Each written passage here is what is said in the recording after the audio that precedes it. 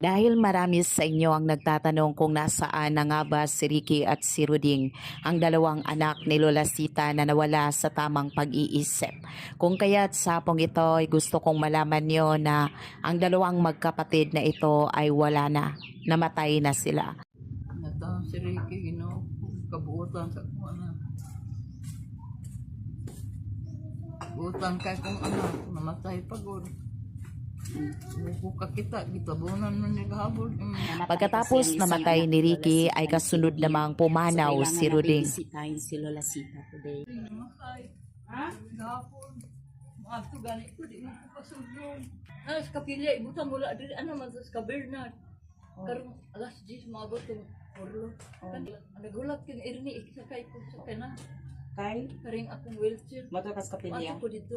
Taman dito sa Ruding hayaon ron. Gibalsamad pa mga gabi. Nanawag ani si Ruding, nagbulong na ako. Hilak maayo gahapon. Wa mo ko nila pauban na. Hindi mo ko pagsibin lang. Utong gani. Sa mga sandaling ito ay hindi ko napipigilan ang aking sarili na yakapin si Lola Sita ng sobrang napakahigpit. Ito lang yung meron sa puso ko. I was really speechless at this time. Naubusan ako ng mga salita at tanging pag-akap ko lang sa kanya ay ang mga bagay na naibibigay ko. Alam niyo ba guys, for almost 13 years, inaalagaan niya ang dalawa niyang anak na may kapansanan sa pag-iisip, sina Ricky at Ruding. Despite sa mga pagsubok na yon ay hindi talaga sumuko si Lola Sita.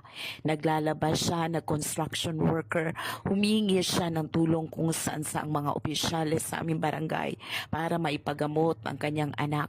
Paulit-ulit din siyang pumupunta sa mental hospital pero talagang hindi na niya kaya kasi 77 years old na siya. Kaya na kasi ang kanyang asawa at ang kanyang anak na babae na yun sana ang tumutulong sa kanya. Matay siya sa sakit na leukemia. Hindi naglaon dahil hindi na kaya ni Lola Sita na alagaan dalawang anak niya. For almost 13 years, dinala ni Lola Sita sa mental hospital ang dalawa niyang anak. Subalit wala pa rin itong kagalingan. Kung kaya't napaisip siya na gawan ito ng rehas sa likod ng kanilang bahay kasi nagiging violente si Ricky at Ruding. Hindi na rin kaya ni Lola Sita na alagaan ang dalawa sapagkat 77 years old na siya.